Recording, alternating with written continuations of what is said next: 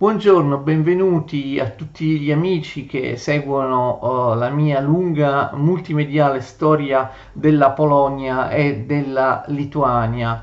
Andiamo avanti con un'ennesima video lezione. Nella precedente video lezione, vi ricordate, abbiamo parlato della situazione interna della Polonia nel periodo 1648-1697. Ora trattiamo della politica estera in questo stesso periodo pieno di guerre, ovvero negli anni di regno di Giovanni II Casimiro dal 1648 al 1688, Michele Wisniewski che regna dal 1669 al 1673, e poi l'importantissimo Giovanni Sobieski, Jan III Sobieski, che è sul trono di Varsavia dal 1674 al 1696. Naturalmente politica interna e politica estera sono strettamente connesse, quindi queste due video lezioni, questa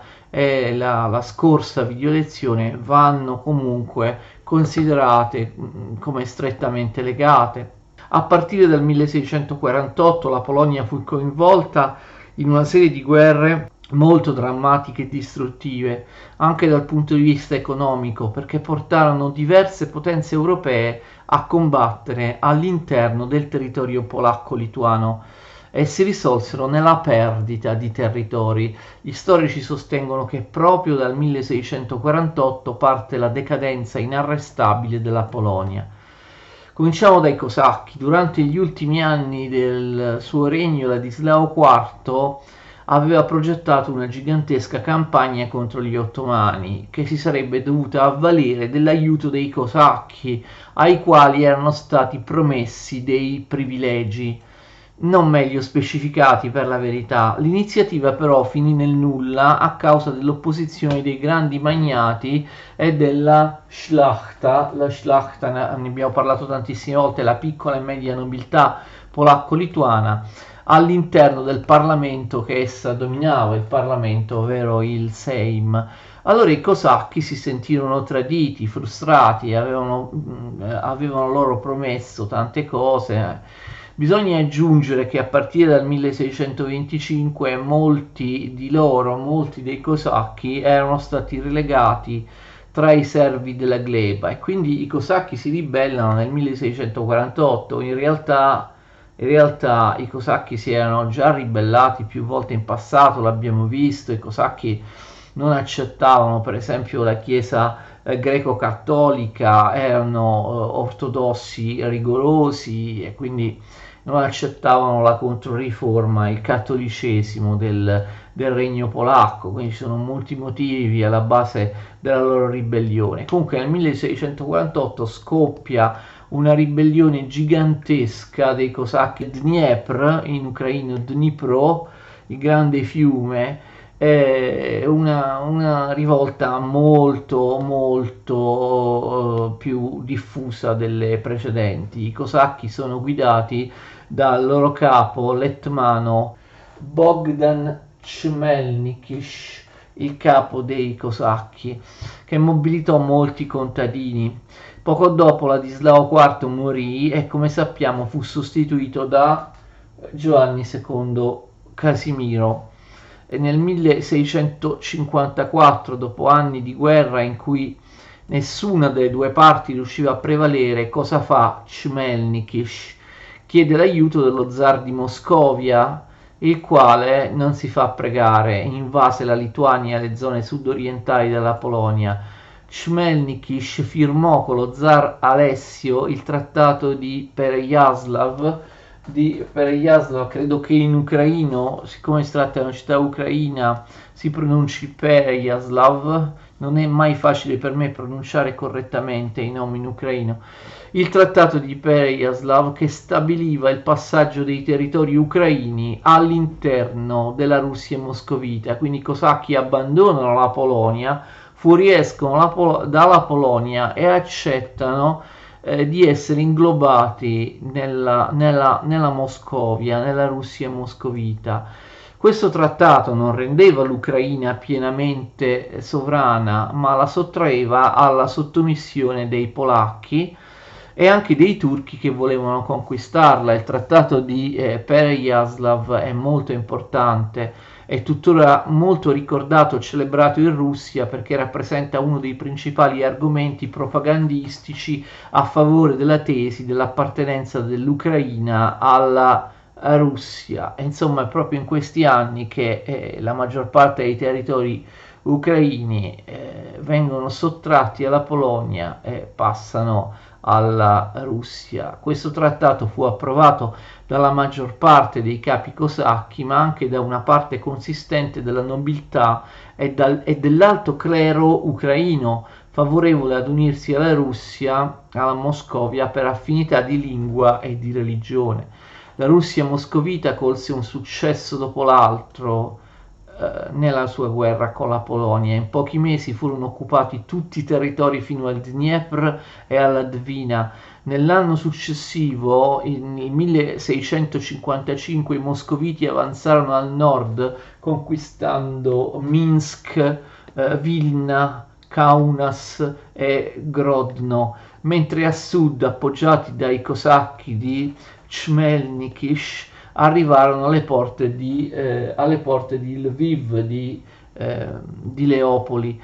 Nessuno si sarebbe aspettato un tale crollo da parte della Polonia. Nella zona centrale, sempre con l'appoggio dei cosacchi, i moscoviti conquistarono Lublino e raggiunsero la Vistola, occupando così il cuore della Polonia. I rapporti di forza tra Polonia e Russia moscovita si erano rovesciati. Ricordiamo che in passato mai gli zar avevano ottenuto vittorie significative contro la Polonia. Per esempio nel 1630, poco tempo prima, la Moscovia aveva fallito la conquista di Smolensk. Ma non è finita. Nell'estate del 1655 la Polonia è invasa anche dagli svedesi di Carlo X, che occuparono Prussia e Livonia per poi penetrare anch'essi nella Polonia vera e propria. Questa aggressione e occupazione svedese viene ricordata in Polonia come il diluvio. Il re Giovanni II Casimiro dovette fuggire in Slesia, cioè in Boemia, la quale però era sottomessa all'Austria. In Lituania un gruppo di magnati guidati dal potente Bogusław Radziwiłł e dai suoi parenti, la famiglia Radziwiłł era una delle più importanti, più potenti in Lituania, ma era polacca, una famiglia che aveva enormi proprietà fondiarie in Lituania, ma proveniva dalla Polonia. Questo gruppo di magnati guidato da Bogusław Radziwiłł cosa aveva fatto? Era passato dalla parte della Svezia, concludendo il trattato di Kėdainiai, che stabiliva l'unione del Granducato di Lituania con la Svezia. Si tratta di un vero e proprio tradimento, cioè i lituani rompono la confederazione lituano-polacca e vogliono unirsi alla Svezia, ma anche buona parte dei grandi magnati polacchi guidati da Krzysztof Opaliński e buona parte della Szlachta, la piccola e media nobiltà polacca, fecero atto di sottomissione agli svedesi e consentirono loro di occupare gran parte della Polonia senza combattere. Quindi questi nobili polacchi dimostrano di non avere nessun senso dello Stato, dimostrano di considerarsi estranei al regno di Polonia e al loro sovrano. Si tratta di un enorme caso di tradimento, perché si schierano con gli svedesi. Molti volevano detronizzare Giovanni Casimiro e sostituirlo con il re svedese invasore Carlo X Gustavo. I protestanti polacchi preferivano gli svedesi per ovvi motivi. Gli svedesi erano protestanti come loro e i protestanti polacchi stavano subendo la repressione della controriforma polacca.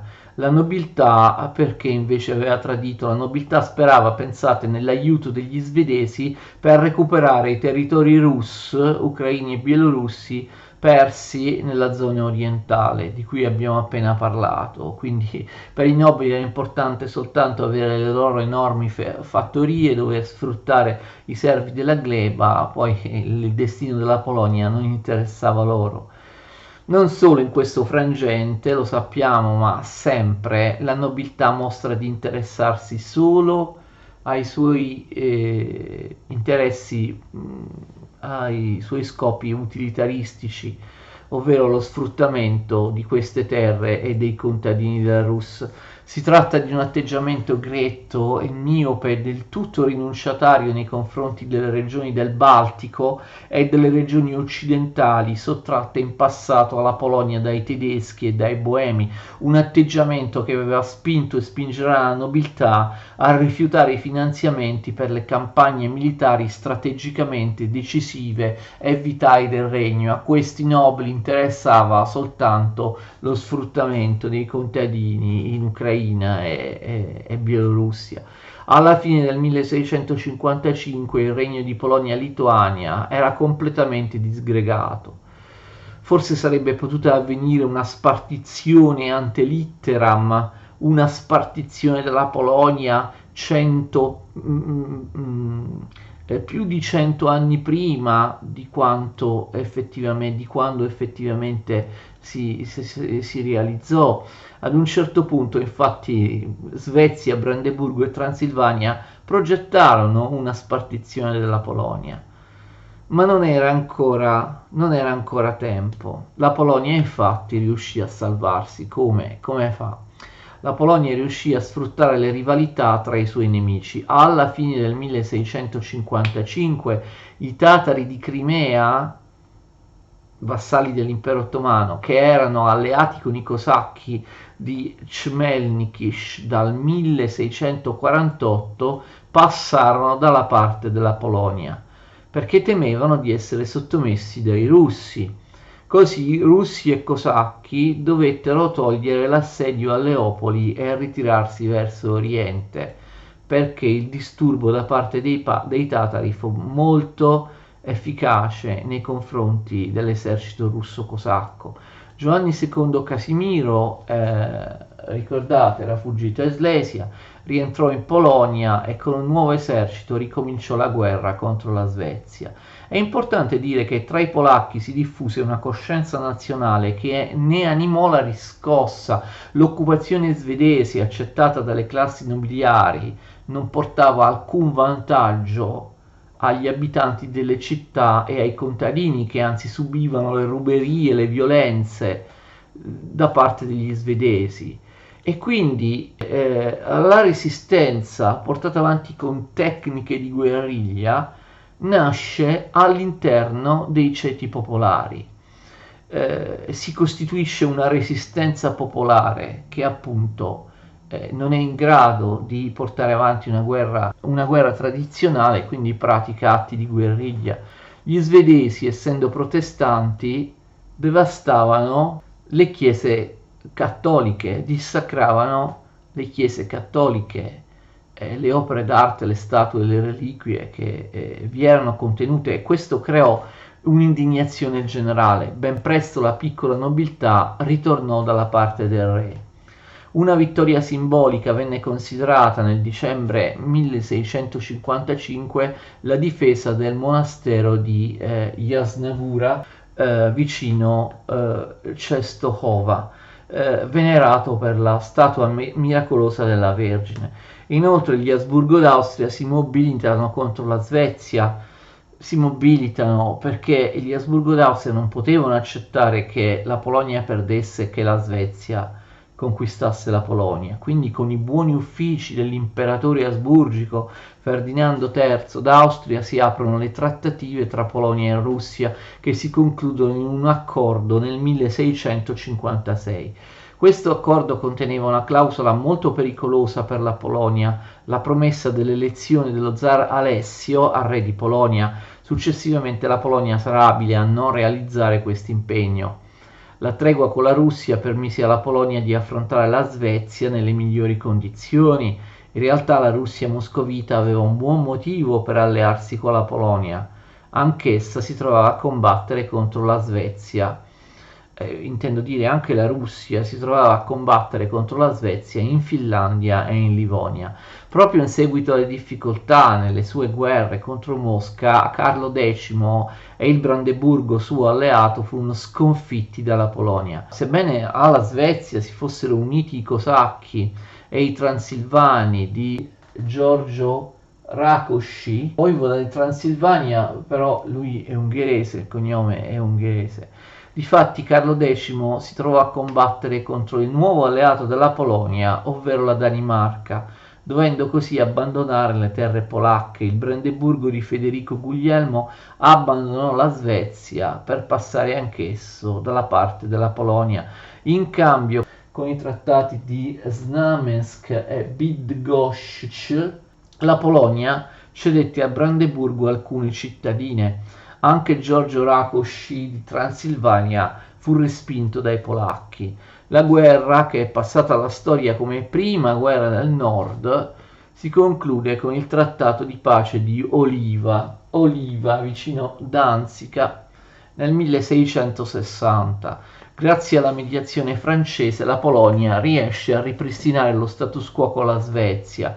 Infatti la Polonia si tiene la Prussia occidentale, anche chiamata Pomerelia, e la Svezia conserva la Livonia. La Polonia accetta l'unione della Prussia orientale con il Brandeburgo, che in realtà esisteva già prima, ma di fatto adesso viene sancita da un trattato internazionale. Quindi vedete, la Polonia sembrava perduta, sembrava distrutta, e invece riesce a salvarsi e anche a recuperare i territori che stava perdendo contro la Svezia, contro il Brandeburgo. Tuttavia, ricordate, la Polonia aveva perso anche buona parte dell'Ucraina e della Bielorussia a favore della Russia. Riesce la Polonia a riconquistare anche queste regioni? No, lo farà soltanto in minima parte. Comunque, dopo la pace di Oliva, la Polonia si dedica appunto alle operazioni militari contro la Russia, che erano già ricominciate in realtà nel 1658, 2 anni prima della pace di Oliva. Nello stesso anno Chmelnykish muore, il capo cosacco, e la Polonia firma con il nuovo capo cosacco, con il nuovo etmano Ivan Wchowski, firma l'accordo di Hadicz. Questo accordo prevede la creazione di un ducato separato in Rutenia, Bielorussia e Ucraina, comprendente i territori di Kiev, di Bratslav e di Chernigov, che gli ucraini scrivono e pronunciano Chernihiv, con i capi cosacchi che avrebbero avuto accesso alla Camera del Seim, del Parlamento, e i vescovi greco-ortodossi al Senato. Tuttavia la maggior parte dei cosacchi non si fida più dei polacchi, tantomeno i contadini, che temevano di tornare a essere sfruttati dai grandi magnati. Una sollevazione contro Wchowski mette fine al trattato di Hadicz, che quindi di fatto non verrà mai approvato. I cosacchi preferiscono la Russia moscovita. Nella guerra contro la Russia, la Polonia riesce a migliorare la sua situazione riconquistando una parte dei territori ucraini e bielorussi e soprattutto riconquistando la Lituania, ma più di tanto la Polonia non può fare. La pace viene firmata nella cittadina russa di Endrasava, si pronuncia, nel 1667. La Polonia è costretta a cedere alla Russia enormi territori delle attuali Bielorussia e Ucraina, quali Smolensk, ecco vi ho scritti qui, Starodub, Chernigov o Chernihiv, gli ucraini la chiamano Chernihiv, e poi anche Novgorod-Seversky e molti altri territori. Si tratta della maggior parte dei territori a est del Dniepr. La Polonia rinunciò a Kiev e al territorio circostante per 2 anni, Tuttavia Kiev non fu mai restituita, rimane alla Russia. Bisogna ricordare che i territori ucraini controllati dai cosacchi, che furono assegnati alla Russia, in realtà erano organizzati in un etmanato, il quale era di fatto già semi-indipendente prima sotto la Polonia e lo rimase anche all'interno della Russia moscovita. Secondo l'opinione di molti storici e secondo molti ucraini di oggi, quello stato cosacco, insieme alle altre entità politiche cosacche rimaste sotto la sovranità della Polonia, rappresentava uno stato ucraino vero e proprio ed ebbe come esito la rinascita del sentimento nazionale ucraino. Parleremo più nel dettaglio dell'etmanato dei cosacchi ucraini in Russia, sia nelle video lezioni sull'Ucraina sia in quelle sulla Russia moscovita. Ad entrambi questi cicli di video lezioni vi rimando caldamente.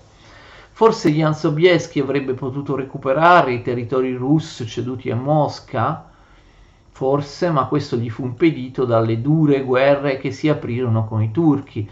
L'impero ottomano, che sembrava avviato alla decadenza, a partire dal 1670 si riorganizzò e diede luogo all'ultima fase della sua espansione. Ne abbiamo parlato ampiamente nelle video lezioni dedicate all'impero ottomano. Abbiamo appena detto che una parte dei cosacchi, quelli ad ovest del Dniepr, erano rimasti sotto la sovranità ucraina. Si aprì un conflitto tra questi cosacchi guidati da Pietr Doroshenko, capo dei cosacchi a ovest del Dniepr, che erano rimasti in territorio polacco. Si apre questo conflitto tra l'etmano Doroshenko e i cosacchi e il governo polacco. Doroshenko si sottomise al sultano e chiese l'aiuto dei tatari.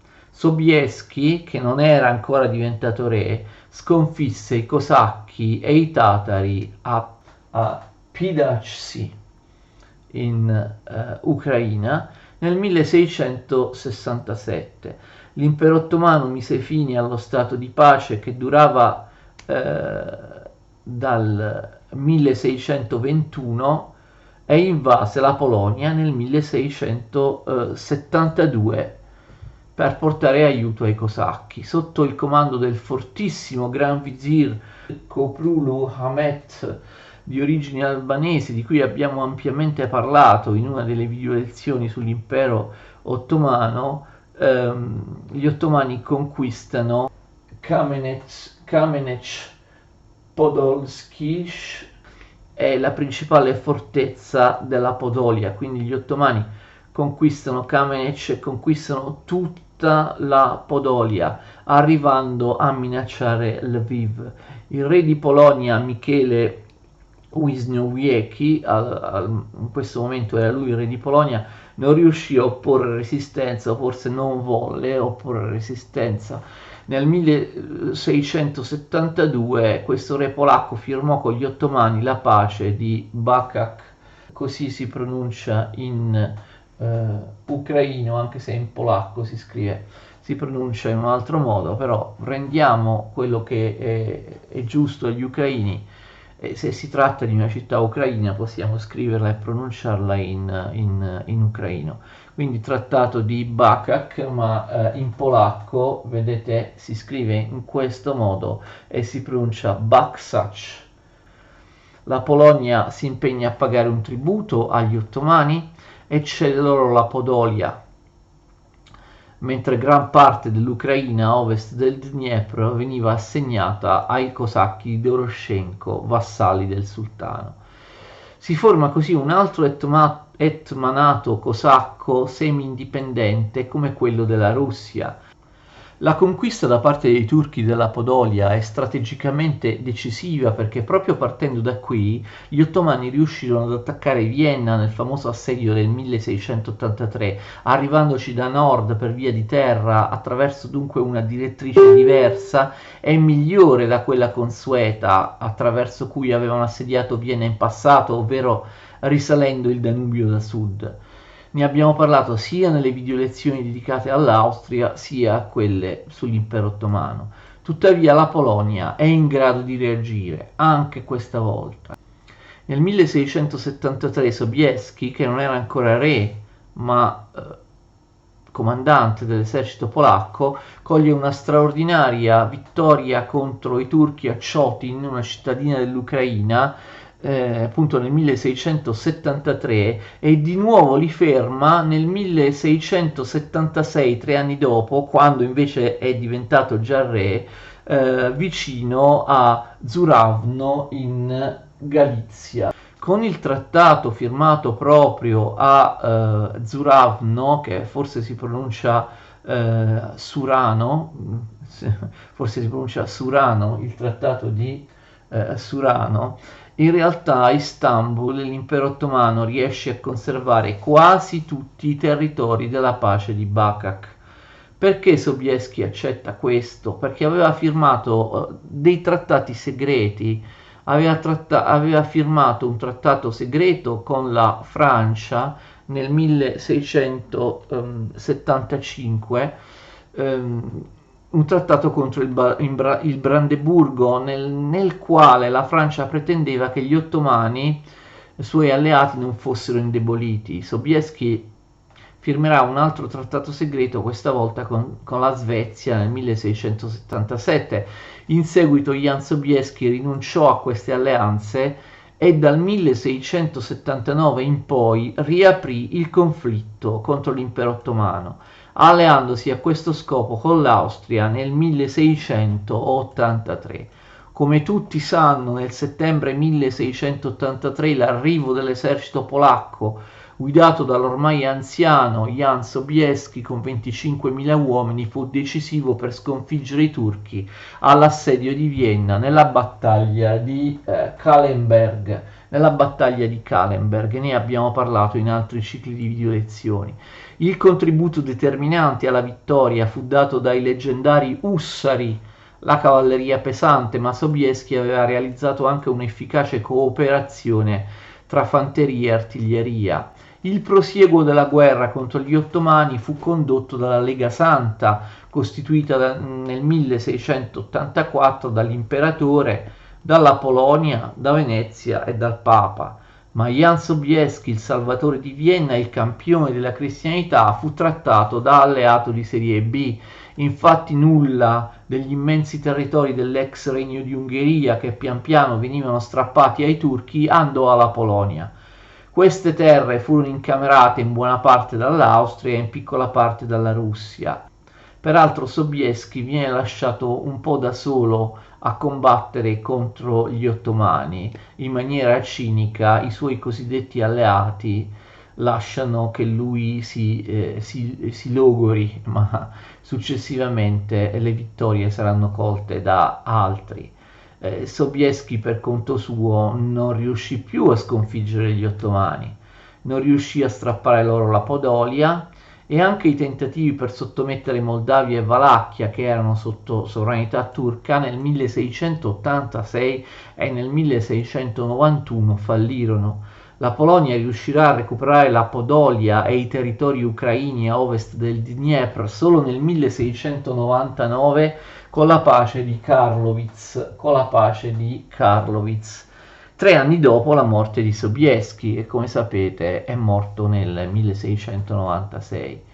Come ho già detto nella lezione precedente, vorrei mettere in evidenza che alcune scelte strategiche discutibili da parte dei sovrani polacchi, come le continue e logoranti guerre contro russi e ottomani, sono l'esito delle strutture culturali, politiche e sociali della Polonia e Lituania dell'epoca, strutture a cui i sovrani, avendo scarso potere, non riescono a sottrarsi. Molti storici hanno rilevato che alla Polonia sarebbe convenuto piuttosto utilizzare le proprie risorse per conquistare territori verso occidente e sul Mar Baltico. Perché la Polonia non lo fa? Ho già ricordato prima che gli interessi particolaristici della nobiltà grande e piccola si appuntavano esclusivamente sulla difesa dei territori lituani, bielorussi e ucraini, dove con poco sforzo i nobili potevano guadagnare nelle aziende agricole sfruttando i contadini. I nobili non hanno alcun interesse a competere con la Svezia per il predominio sul Mar Baltico, anche se si tratta di una questione strategicamente vitale per la potenza polacca.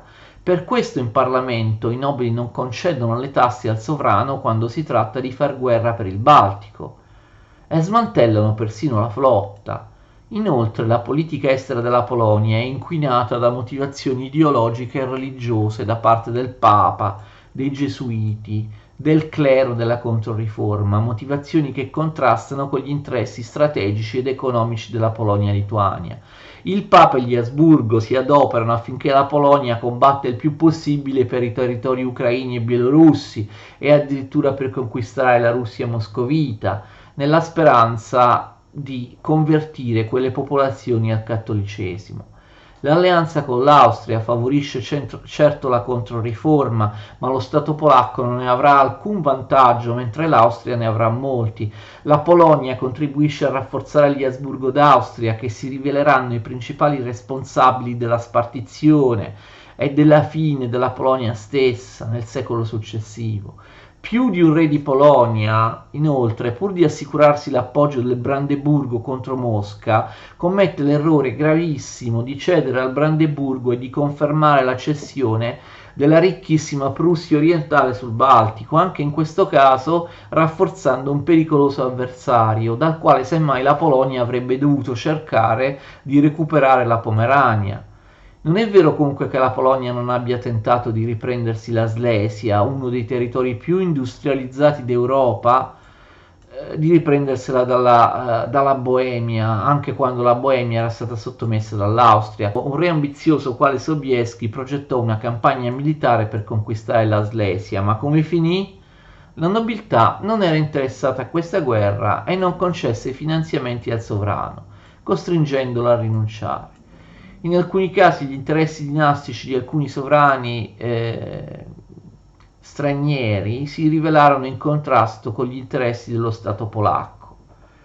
Sia Stefano Batory sia Sigismondo III Vasa, anche loro tralasciando le importanti regioni polacco-tedesche che abbiamo citato, cercarono di conquistare la Russia moscovita ad ogni costo. Il primo, Stefano Batory, per sconfiggere gli ottomani e riconquistare la sua terra d'origine, la Transilvania.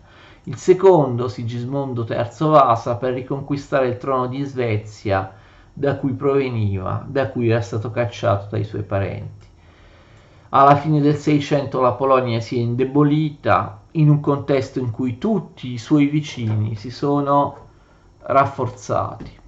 Dopo la morte di Jan III Sobieski, Giovanni Sobieski, nel Settecento la Polonia sarà avviata lungo la strada del declino e dell'agonia fino alla scomparsa della nazione, spartita tra Austria, Prussia e Russia, come vedremo nelle successive video lezioni. Vi ringrazio a tutti, arrivederci.